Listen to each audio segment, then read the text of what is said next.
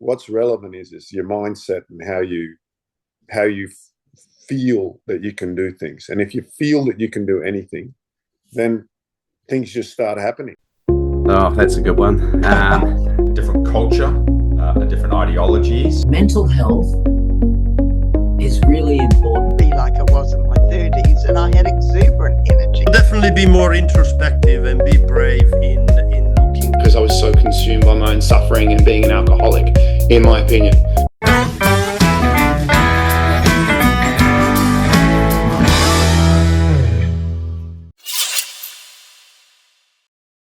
Hi everyone, John back with another strong, happy, healthy, loved podcast, and we're talking to our guests around their mental health awareness, around how that shaped their life. And I'm very honored and privileged today to be joined by Ronnie Vreeken. More than 20 years in the stunt industry, incredible credits with Street Fighter, Mission Impossible, Pirates of the Caribbean. He doubled Val Kilmer for a number of films, The Island of Dr. Moreau, Red Planet. He's also an incredible, accomplished martial artist with at least 5 black belts in multiple disciplines and even first and second dans in those arts. He's, what else can I could talk you up a lot, bro, but I want to get into talking about you and your experience. So thank you so much for joining me, mate. Welcome. Absolute pleasure, John. Thanks very much for having me. It was great to hear from you and to rekindle. It's lovely. It's good. Absolutely. And we were just laughing before about the nature of getting to this point in life and stepping into new technologies and the opportunities to connect, much more effectively, even though sometimes technology becomes a little bit of an itch. It does. No, these new experiences are just great. You know, this medium and reaching lots of people. It's just really interesting time. Yeah. And I think, we'll get to the point of where we are at now. But I want to take you back to your childhood. Can you go through, tell me, where you grew up, those sort of formative experiences that shaped this life of yours, and any particular challenges and family dynamics? Love to hear your thoughts. Sure. So I was born in Sydney. I lived there for 6 years. Dutch parents, both emigrated here in around the 50s. My parents decided, my mother's father was very ill, had cancer, so my parents decided that they wanted to go back to Holland. They made the call to go back when I was about 6 because they were too worried that if they stayed a bit longer in Australia, that I'd find it very difficult with education and the changeover from coming to Australia to Holland. So went to Holland, spoke no Dutch, understood it fluently, but just didn't speak it because at home they tried to be as Australian as possible, which was quite funny. The accents was very much like Austin Powers. Well, yes, no problem. That sort of accent. So it was pretty funny. Then moved to Holland when I was 6. In the meantime, before I moved to Holland, there used to be a show on TV here called The Samurai. It was in black and white. It was it was like a tale about this one guy who was a samurai, and he always had problems with the ninjas, the Iga ninjas or the Toga ninja. And what I found fascinating at that age is that these ninjas could jump into the corner of the room. Now I know it was a reverse shot, obviously, but in those days I thought it was real. So all I did was beg my father to send me somewhere where I could learn to jump into the corner of a room. And he said to me, well, that's fine. We'll put you in a martial arts school, but you have to start playing soccer or football because that's being Dutch. That's just how it is. So in Australia, I started training briefly at a judo school. And when I went to Holland, I started back again at a judo school because in Holland, judo is extremely popular, or was at that time. They had many champions, Anton Giesik, Wim Werska, like lots and lots of Olympic champions. It was very, very good. So I started training there. At that particular school, when I was over there, they taught Aikido. And I happened to walk past to a judo class and saw these people in hakamas, in the Japanese dress, doing all these amazing circular moves. And it reminded me, I guess, as a kid of those ninja moves again. And at this particular school, it was one price and you could do any discipline. So I started doing that. And then they were also teaching jiu-jitsu there, Japanese jiu-jitsu. So I just did a fun, a guy asked me to join. So I did just a little guest class. And because I already knew judo and I was starting to dabble in the Aikido, that went really easily for me. So as soon as it's easy, you start feeling good because people say, oh, that's really good. And then you feel good to go there. Then you get drawn into it and away you go. And then I after probably maybe 4 or 5 years of that, probably training 5-6 days a week at that age. My father used to complain about dropping me off all the time. And also playing soccer because that was a deal. I found one of the guys said, oh, why don't you try karate? So I went to a school which happened to be a Kyokushin school, and I really enjoyed it. So from those early days, I started training Kyokushin. Again, I fitted that in with training 5-6 days a week. Sometimes I'd train in the morning, then go back in the afternoon. As a kid, like they had early morning classes in Holland and late afternoon classes. And as I got into the teenage years, I just continued that. Then at one stage, I had to make a choice between playing soccer because I was quite good at it. I was a goalkeeper. And I have a cousin who, Dick Advocaat, who's was recently the coach for the Dutch national team.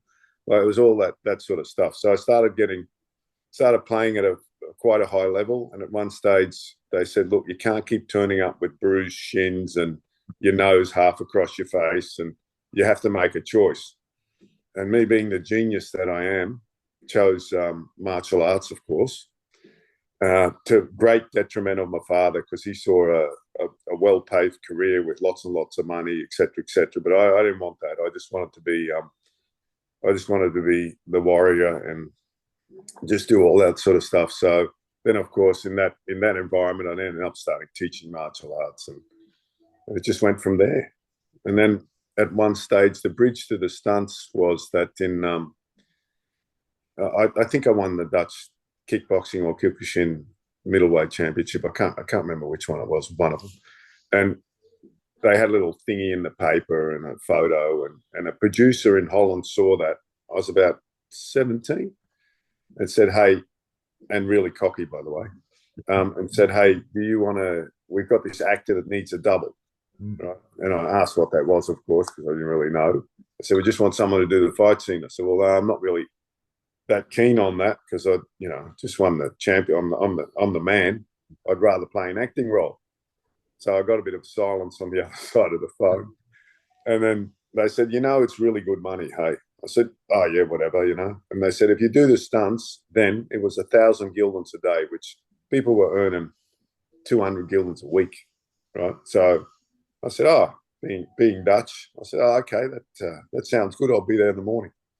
So I went and did, I think it was a week or something, doubling this actor, which turned out to be, like then he was a nobody, but it was the Rutger Hauer, the guy from Blade Runner, Blade Runner, yeah. So I doubled him. He was a starting up actor, and obviously that was my first little stunt gig.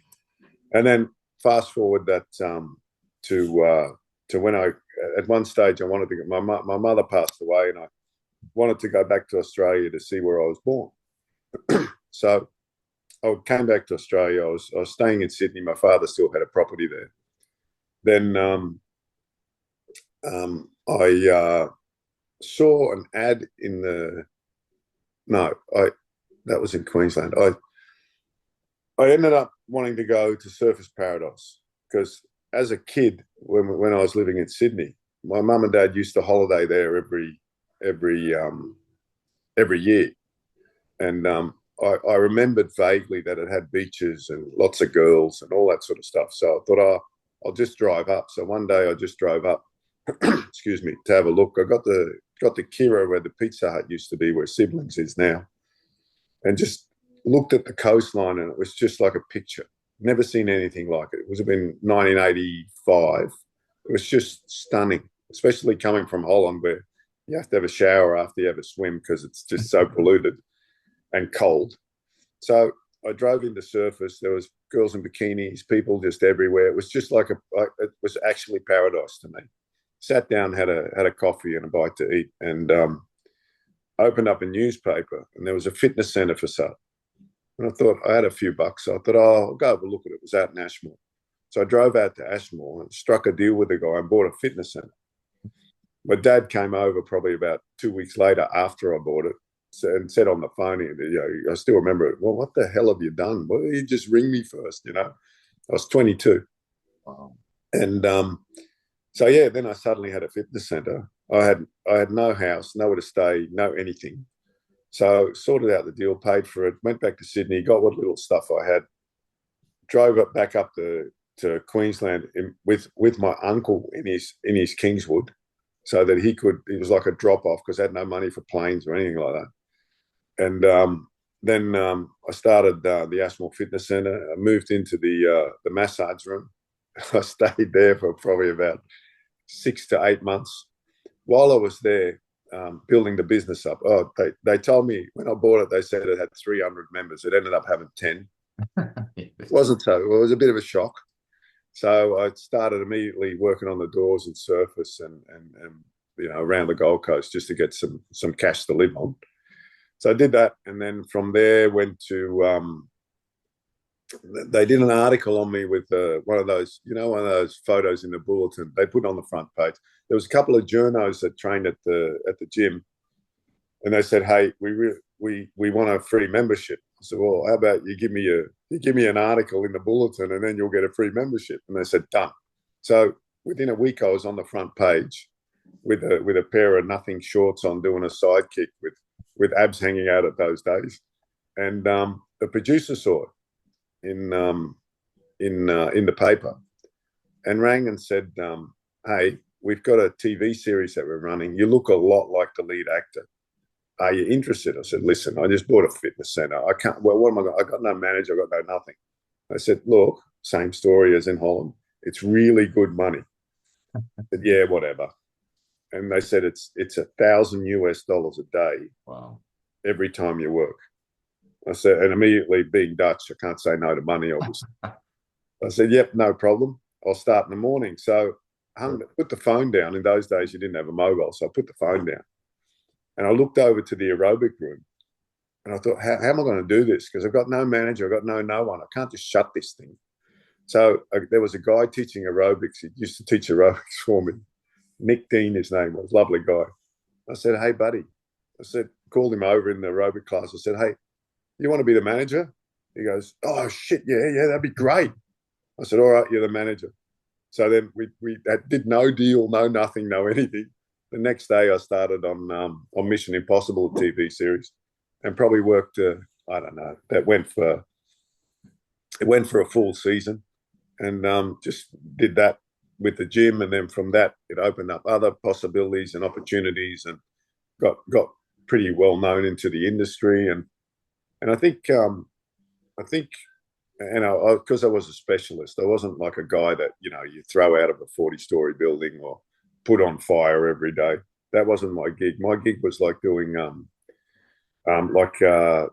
playing bad guys, playing a bad guy with a bit of dialogue and that sort of stuff. That's what I grew into. And I got pretty proficient at it throughout the years, and started to understand how the stunt industry and the film industry worked and what you needed to do, and made a very, very good living out of that. Plus the gym got really busy because now there was something to write about. So it was a great publicity thingy that I was like the stunt guy, So, and yeah, that's that's how that whole story is. And then I think I got there originally because my dad installed at me very, very young that there are no limits to anything.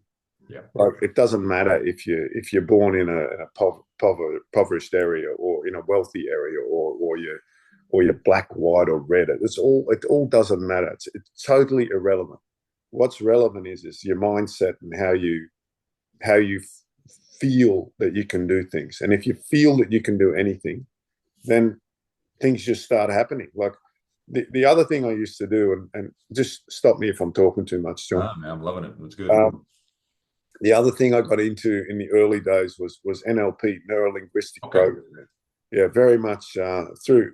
I ended up with Anthony Robbins, all his books, all that sort of, and anything to do with NLP, because what I really liked about NLP, which I found that I was already doing but didn't realize that I was doing that, is like I used to tell people after I did one stunt job, and people say, "What do you do?" I go, "I'm a stunt guy. I done one job." Like, I wasn't a stunt guy then. I was a guy that done one job. But because I was telling everyone that I was a stunt guy, not saying that I've done 50 pictures when I haven't, but just doing that one thing, it then reinforced in me more than anything that I really felt I was a stunt guy. And when you visualize that and you live that, then that carries on to actually creating more stunt work at the time, and more opportunities, because you truly feel that you are. But if you don't do that, you're always a little bit insecure on things, and you're not sure where you want to go. Am I going to be good at this, or are people going to like me, and all that sort of stuff. But if you within yourself already basically talk yourself into it, that you're already a successful person at whatever you want to be, then it's very rare that success doesn't come. It really comes. It's like almost like the universe, sounding a bit spiritual, that the universe, the universe hears it and it answers that. Like, another thing that I did from when I was young, I always visualized myself with having money, not being poor. And I always had money. Yeah. It's the weirdest thing. It just came. Opportunities, sorry. Yeah, no, I was just thinking about your experience and just dissecting it now. I mean, there's those aspects now. We'll go back to your childhood where you started with Aikido. Now, Aikido is kind of releasing that line of contention, right? So you're not necessarily, but then Kyokushin is very kind of a strong, direct style. So you kind of already started to create this blend, and being a goalkeeper, which is diving around, being very athletic. So unknowns to you, you were kind of creating this stunt background. Well, yeah. And then, because I remember also I went for many, many years ago, I went to a little stunt tryout thingy, and you had to do some roles, and people were like cracking their necks and hurting their backs. And like at the time with for instance, Aikido and with the judo, we were doing roles on the pavement, just to, you'd do a little dare as a kid, and everyone was just rolling on the pavement or the concrete. So rolling and moving. And the thing with Aikido, I don't know if we're going to go down this road, but Aikido is a strange thing. Aikido gets a lot of negative publicity. People say it's full of shit and it's this and that. But it was never meant to be a combat art. That's not how he designed it, or Yoshiba. And it was also although it does come from that. So there's ways to train Aikido, and what got really popular is like this sort of flower powery, love everyone kind of system, and it was not really meant to be that way. In his very late years, Sensei Oyoshiba, the guy that invented it, he talked a lot about love and understanding and being pliable and all this sort of stuff, but he didn't mean weak. And a lot of times that gets it's like there, mind you, there was very little people doing Aikido and Kyokushin at the same time. Obviously, that was non-existent, and the Kyokushin people used to laugh at me until I get close enough to do a wrist lock or Well, it's counterintuitive, isn't it? I mean, obviously, they're using, Kyokushin's direct, contact, and then Aikido kind of using their force against it. So, but again, it's something that you felt obviously inspired to get attracted to. So I want to direct your mind, like as a young child, did you have any siblings, or is it just you? No, it's just me, John. So I guess you were looking to find ways to connect and what things related to you. When did you first notice that you had this drive? Like being a martial artist, being a stuntman, very physical, and working the doors, you're confronting fear. a lot of the time. It is sort of that audacity and the risk that you could put yourself in harm's way. Now, I'm sure you got punched and kicked and the damage that came. And obviously, if you didn't like that, you wouldn't go back to it. So your dad sort of talked, you shared about his mentality about you can do whatever you want. Where did you see this part of you that wanted to keep testing the body, the mind, the spirit? Good question. I think I got in like I'll give you an example of my father's parenting, right? And I was playing soccer one day and being the goalkeeper, and I really had to go to the toilet. Like, I'm talking not just a wee, but I had to go to the toilet, right? So my dad sometimes used to come with me to every game. So I think I would have been 6, maybe, something like that, maybe even 5. So I waved him over. So he come out of the crowd, walked over. I said, Dad, I've got to go to the toilet. He goes, well, you can't. I said, well, I'm going to have an accident in my pants. And he went, oh, well, you can't let the team down. Okay. Stay. So I stayed and I filled my pants up. And I remember him taking me to the toilets, getting me to throw my undies out, wash me under the tap, right, or outside of where there was a tap, and then put my shorts back on and into the second half. Oh, wow. So that was at that age. So also, there was no empathy or pity or, he said, you should have thought about this before you played and gone to the toilet. So from that moment forth, responsibility was put on me. Yeah. And it was pushed into me that whatever I do, it's no one else's fault. It's actually, if there is a fault or not, but I'm responsible for my own actions. And from a very young age, that was installed. So I found that when I started doing martial arts, and I'd get, like, in those days, you just get beaten up. Like in Kyokushin, they just to beat you up. Like a beginner or non-beginner, they'd just beat you up. That's how it went.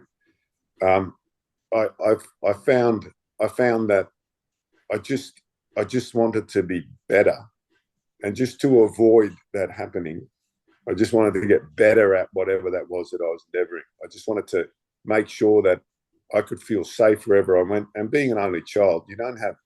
My parents used to ask me, do you want a sibling? And I remember as a young kid, I go, nah, only an older brother, because like at school when I get picked on, it's not easy. And they both laughed because that's what you did. Well, they had a ciggy in those days and a scotch, and that was it. So I always had to learn. I got taught to rely on myself. And then I think at an early age, I realized that if you train, whether it be weightlifting, running, martial arts, whatever, it gives you an inner confidence. If you just learn how to run really well, at least you know that you can run away. And if something goes wrong, you just keep running and eventually they won't keep up with you. And it's the same with the martial arts. It gave me a feeling of it's interesting, that journey too, because at first after the first year, you get too much confidence, way too much confidence. You think you're really, really good, but you're actually not that good. And as you get further and further, there becomes an insecurity phase in there too, where you think, shit, I've trained all these years. I've just done a sparring session with this guy and I've got cleaned up, and that then I'd use again as motivation to just not to try to beat someone, but to try and not to get beaten. So it was. Talk about the ego, right? Obviously, trying to be egoless, and yes. In the stunt industry, to work in security, to be a martial artist, there needs to be a certain level of ego, which is healthy, because the belief in the id, you know what I mean? And NLP, like you said, there's a certain fine line between confidence and arrogance. Correct. And Correct. so I guess, sometimes that cockiness can get you into trouble, but seemingly it also pays off for you, because it's interesting that twice you had producers ringing you up saying, hey, we want you to come on board. And you're like, I don't know if that's for me, but they kind of talk to you, the money's there, and the money's good. So it's wonderful that sometimes, I guess, the universe provides this level of attraction You end up being at the right place at the right time. You've got Yeah. the body, you've got all these things going for you, but you still got to be proficient. You can't just walk in and talk yourself Oh, correct. into it. And I guess you had the skill, you had the background, and that level of confidence, I guess, opening a gym, that paid off. And so, looking at your life, did you start to see a bit like with Miyamoto Musashi, being the warrior in the garden? Mm-hmm. Did you sort of find there was a tempering? At what age did you start to see, well, hey, maybe there's something missing? Because you can't just keep powering away and plugging forward. And I think you said a story about you'd been away for a while and then you got to the airport and you had a daughter at the time and she ran past you, Yeah. hugged another guy thinking it was you. Yeah, that wasn't the best day of my life, though. I bet. So does that help kind of change, gosh, maybe I need to broaden my horizons? Well, for me, what that did is, like, I was traveling so much in those days, like I was hardly home. That's obviously not conducive to having any sort of relationship, like good or bad. It's just not conducive. And then when I had my first child, Saskia, then that really hit home. And then that's exactly right, because that time I thought, well, is this what I want?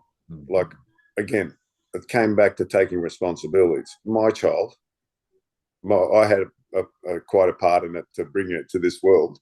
Yeah. I need to take responsibility for that life.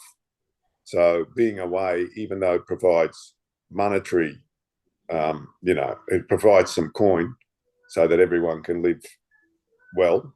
It's not the important thing. The important thing I started learning around that time is that you need to, if you have a child, you need to be a father, not just a money provider. So that changed a lot then, and at that particular time, the stunt industry in Australia, or the film industry in Australia, went a bit through a lull. And when there's not a lot of jobs, it becomes very political, as you and I both know. And I wasn't good at that political game. I'm not the best at it. So the networking side of things always let me down a little bit. In my mind, I just couldn't put up with it too much. So then I decided that I'll have a break. I can't remember what year that was. Maybe 93 or 94, somewhere in the maybe later, somewhere in between 90 and 2000. And it would have been 90, 96, 97, something like that. And I decided to, well, there was no work, so I had massive residuals at the time, so that didn't really bother me. And just started to, because I like cars, I started to buy some cars and sell some cars. I'd drive one until someone would buy it, pretty much. Had a great life, had like a year off, it's really good. And then, unfortunately, I went down to get a hamburger at the local burger shop. And there was a guy there I knew that used to be, because having a gym on the Gold Coast for 18 years, I think I counted it once that I had over 50,000 people through in 18 years. It was massive. And a lot of young people, and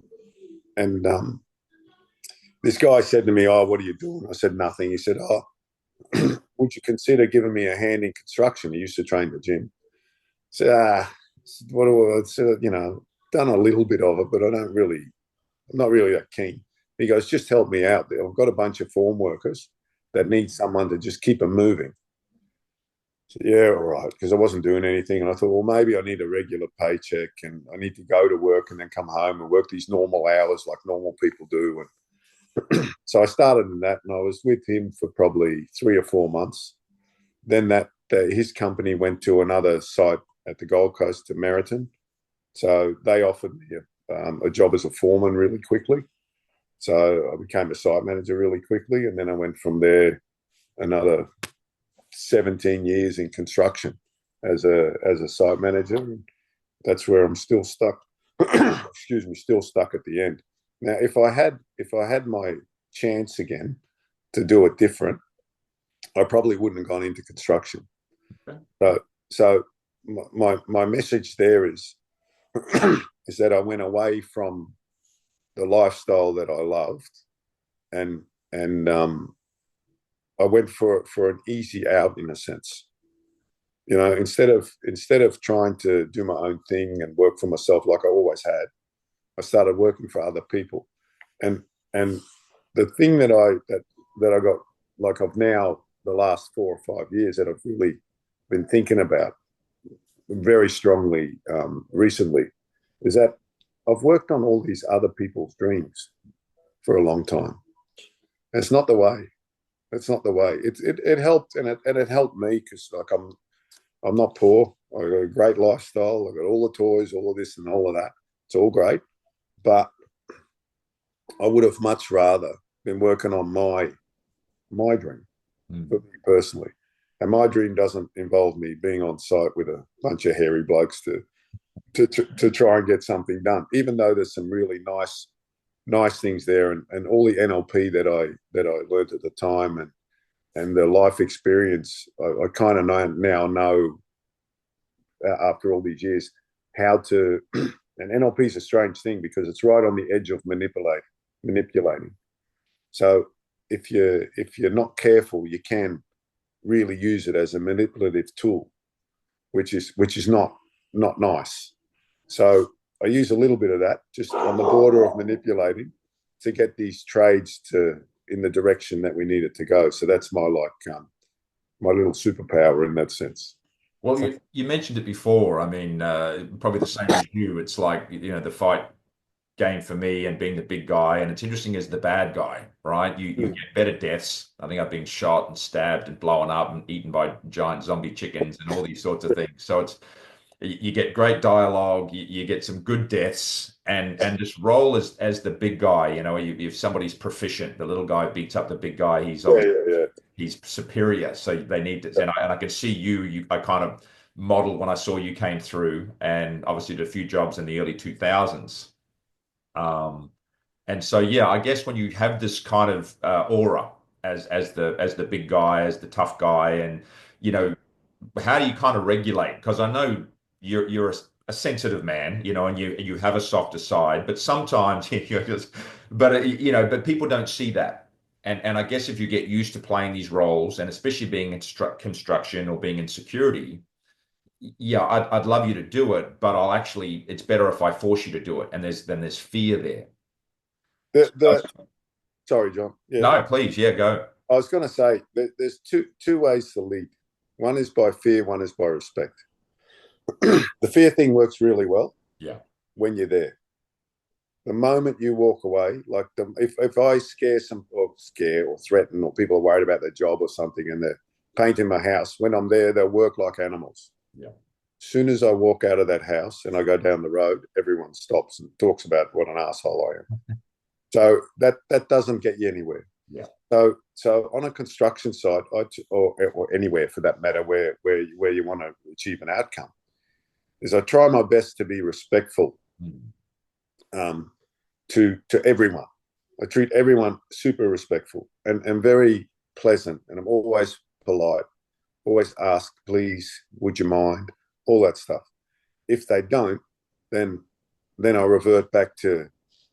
My wife says it's my true self, but she says that jokingly. I revert back to the tough way of doing it, and also a lot of times people that are in leadership roles, if you're tough all the time, it's like the boy that cried wolf. No one cares. They go, oh, yeah, whatever, But if you're really nice all the time, and then one time you're a bit cranky, everyone freaks out, and that seems to, for me, that works really well, in that sense. And I think, like I said, I try my best all the time to leave my ego on the side, because and you were absolutely right. We said before, ego is not a terrible thing. You need a little bit of it to perhaps to make sure that you keep your drive and that you want to work for something or train for something, so that there's your ego can push you through.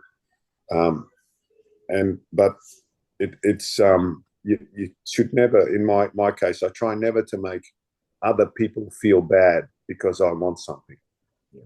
If I can get everyone to on the same page as a leader or as a teacher or however you want to call it, it's good. Everyone's happy. And when people are happy, they perform really, really well.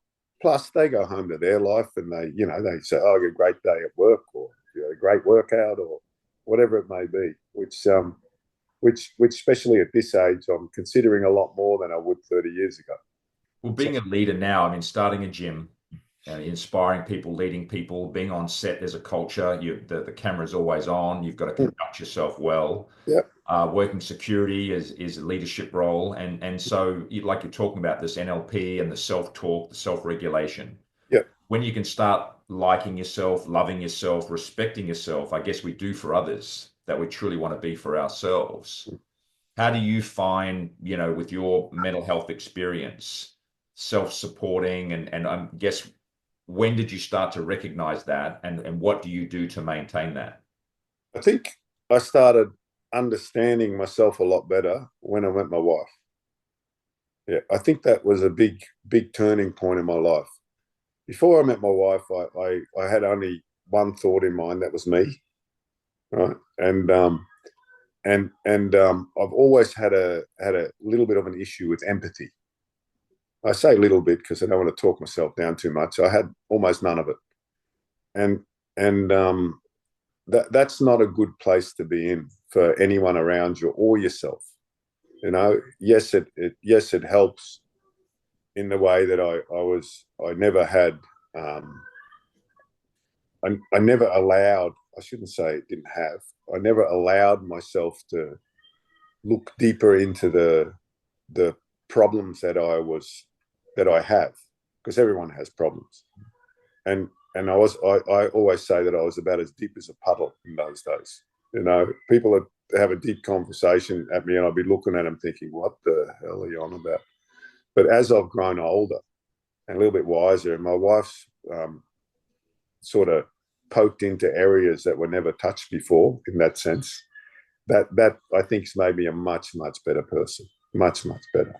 And it's helped me. It's difficult sometimes, because sometimes now at this age, I'm watching some movie and I start to tear up, and my wife goes, "What's wrong?" I go, "Oh, it's just a bit hot. I think just got my eye. Yeah. go get a glass of water." It's very funny and silly, that you don't. But I never experienced that for I reckon the first 35 years, 40 years of my life. I'd never watch a movie and start feeling a bit sort of, what the hell, that's cute, and then start crying.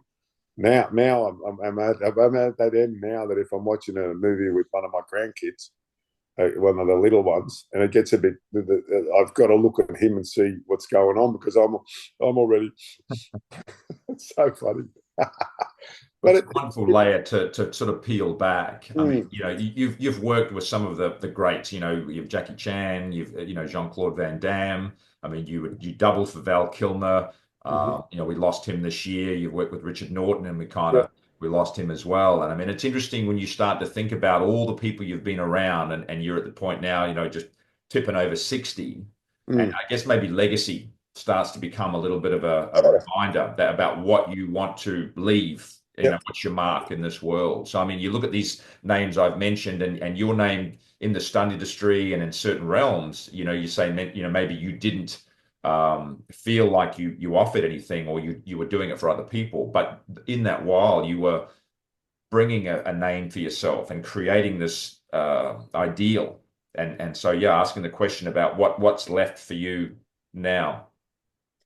I told you this briefly when we were talking before. I've had a whole heap of people come out of my past and chat to them, like just come up and say, "Hey, Ronnie, you remember me?" and this and that. And I'm not real good with names, but I'm really good with faces. So I can remember if I never met you and I walk past you at a bus stop, 20 years later, I go, "Oh, that's that guy from the bus stop." Yeah, it's all, I've always had it my whole life.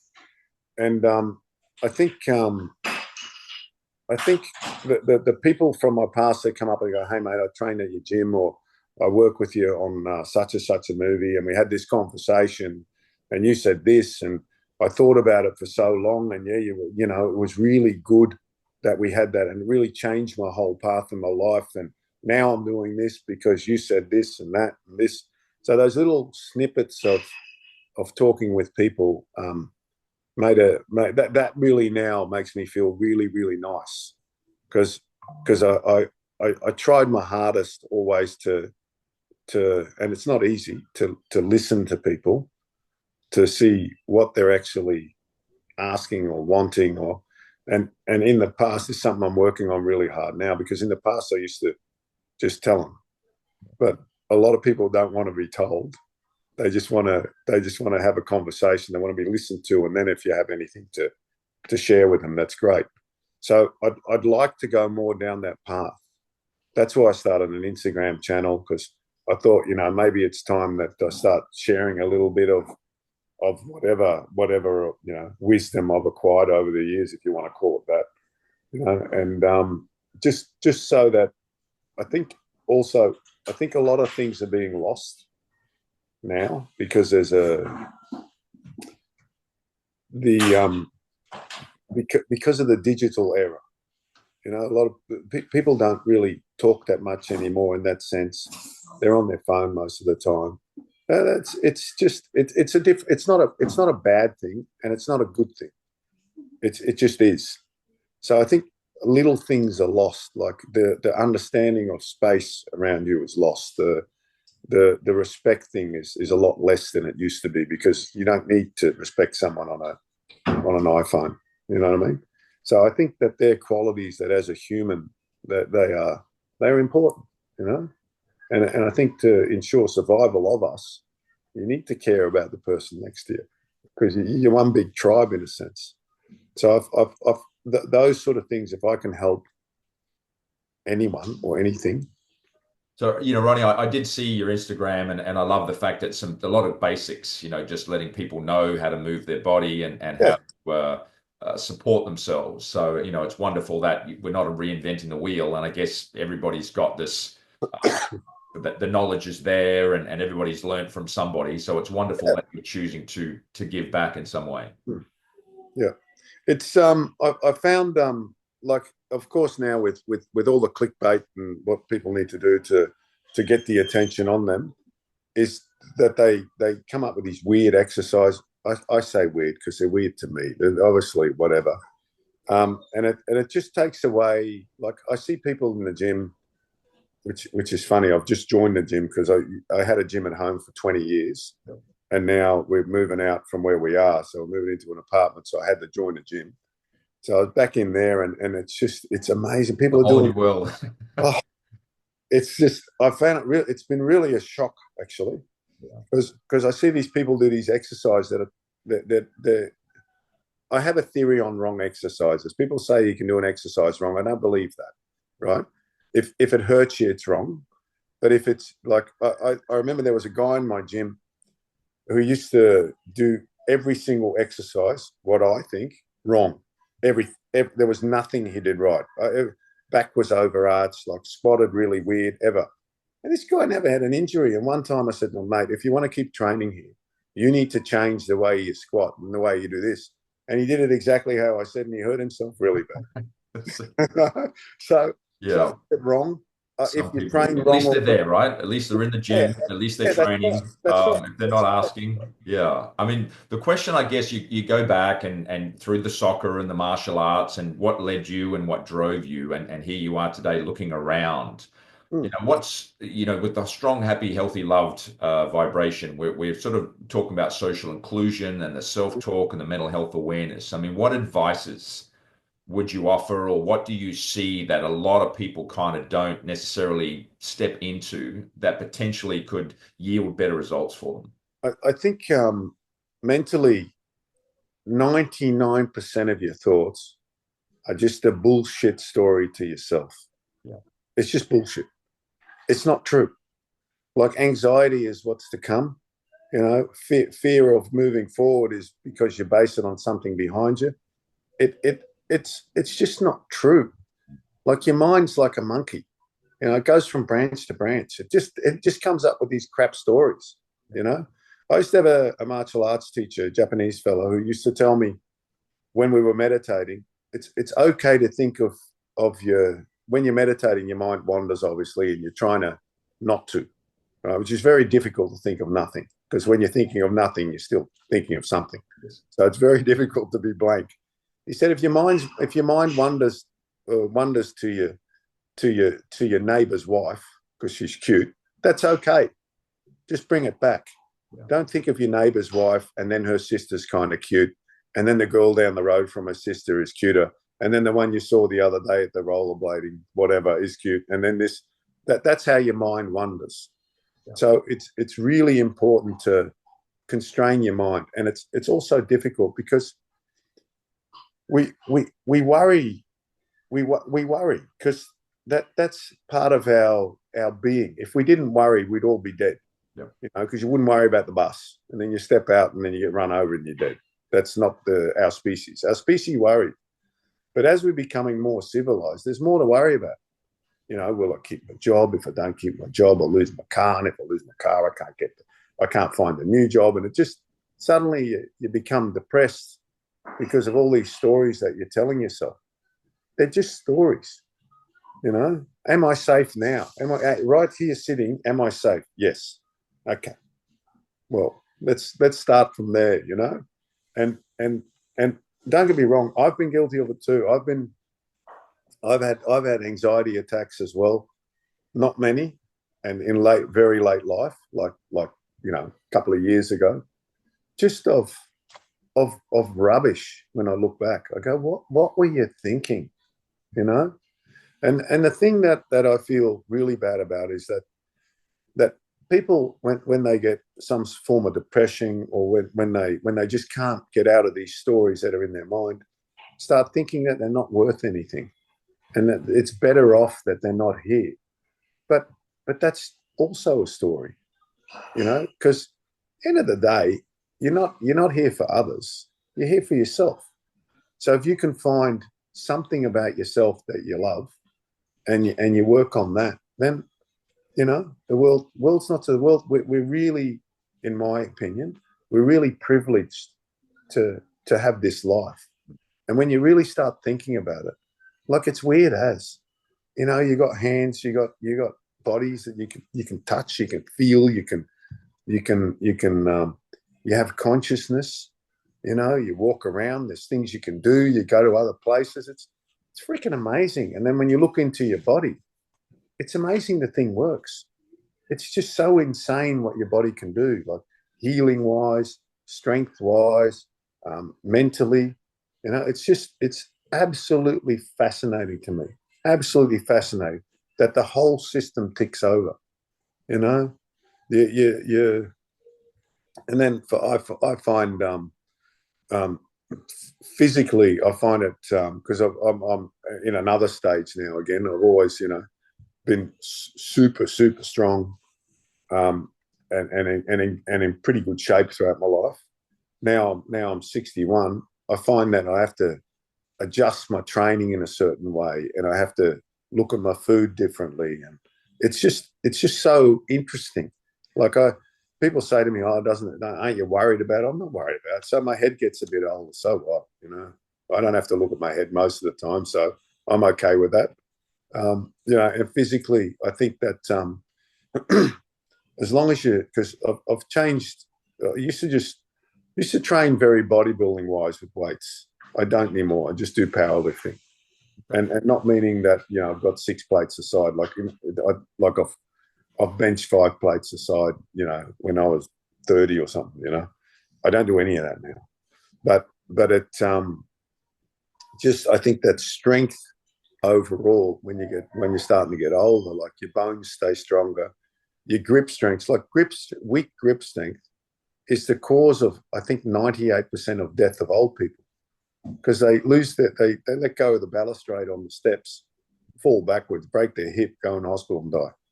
So just alone training with weights and squeezing the weights, for instance, you're miles ahead. Like, I read somewhere the other day that if you weight train, you got like 60% less chance of getting Alzheimer's.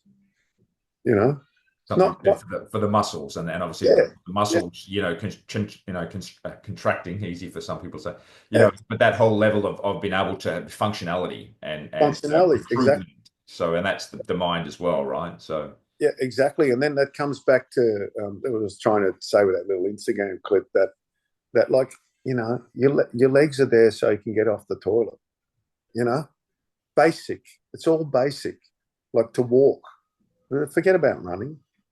Just an interesting fact I learned not so long ago, just a sidebar, is that humans are the slowest moving animal on Earth, but they can run the longest at a low, or walk and run the longest at a slower pace than anything on Earth, because we have no fur on our bodies, so we can sweat. Therefore, evolution's given us that so we can hunt. So we can hunt on attrition. So we can just chase something until it falls off the hill or dies, because an animal will overheat. So there's all these little facts and stuff. And for me, I've really like I eat almost like full carnivore. You know, two reasons. One, it's really easy. You don't have to think what you're going to eat. So you just have an egg or a piece of steak and you're done. And the second reason is that I feel that I've got the theory and belief now that we were meant to walk around in these jungles and, you know, just stroll around and kill something and eat it. And then if we couldn't kill it, because I don't know if you've ever been hunting, but sometimes it takes 2 or 3 days to get a kill. In the meantime, like there'll be seasonal fruits that you can sort of nibble on as a secondary food, so that therefore, you know, your protein's your main food, your steak and your protein and fat, and then your carbohydrate comes in the not the abundance, but a small amount of carbohydrates that are provided by a certain time of year. So you can't overeat on those. And I found that back to our mental health, I found that eating a higher protein diet made a huge difference on how I face the world. Not only did my testosterone increase, my growth hormone, I just felt better and stronger. When I say stronger, I don't mean just physical. I mean mentally as well. And then I started eating. This is quite funny. You'll laugh at this one. I started eating my steaks with my fingers. Okay. I'd cut it. Tactile, yeah. And then I'd eat it. And it made a huge difference, because there's sometimes, I think it's genetically, we have some sort of connection with everything on the earth, also animals. And when you eat meat with your hands, it just seems a tiny bit different experience. Vibrational. I mean, as a kid, you use your hands a lot, you're tactile. And as we get older, we're less and less connection to things. So I like it. Yeah. And that really, those little things, I wish I knew all this like when I was 25, you know what I mean? You wouldn't have appreciated it, right? Or the youth is wasted on the young. So I think now we have these conversations as we get older, realizing it's that evolution and that adaptation process, and you kind of peak, you know, I guess in your 50s and your 60s, you're sharing it, you're giving back. So I appreciate it. And I never really thought that I would get so much joy out of helping. Yeah, you know. But I'm really digging it. I really like that whole idea. So yeah, it's been really good. But yeah, the other thing I'd say for mental health is that you know, you just got to accept who you are. That's a tough one for some. Because it is very tough. That's why I'm saying it. Because you are, you know. Well, I think we're the only humans, are the only animals that have guilt. Yep. Shame. Yeah, that's right. That's right. Carry this resentment or regret. Yeah, it's true. And again, make a big story up about that, because something that you've done yesterday. What I mean, I needless to say, I'm not talking about violent crimes or anything like that, but the mistakes that you've made, well, any mistake really that you've made yesterday.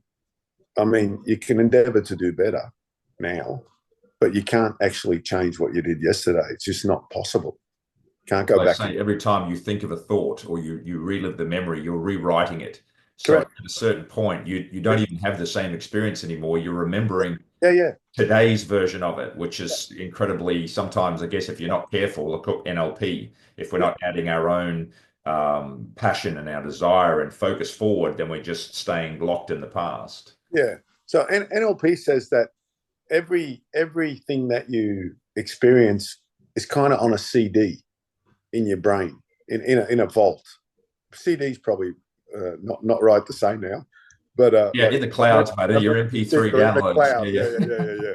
So, and then when you get an anchor point, so say someone pokes you in the chest, says, "Hey," like a friend of yours goes, "Hey, John, that poke in the chest could the CD or the cloud releases then the experience that was with that poke in the chest, maybe when you were 5 years old, maybe when you were 15 years old, maybe when you're on the door of a nightclub and someone was drunk and poked you in the chest, and then your whole mind reruns that story, and then you're living that just as crazy as you were then, and then your response is exactly how it was then. So if it was on the door, it was probably a right hook. You know what I mean? Yeah. Someone pokes you in the chest now, and it's not the person that pokes you in the chest, got nothing to do with that. It's actually your response that you've stored in your memory banks, and that comes out. And that happens with not just like a physical poke, but like a word. Your father might said something to you that really, really made an impact 40, 50 years ago, and it's all stored. So in NLP, they have certain theories and practices how they can erase that or change it. And a lot of times that's done by reliving the thing and then ridiculing it. Like say the poke in the chest, you see it, first of all, you see it in black and white, not in color.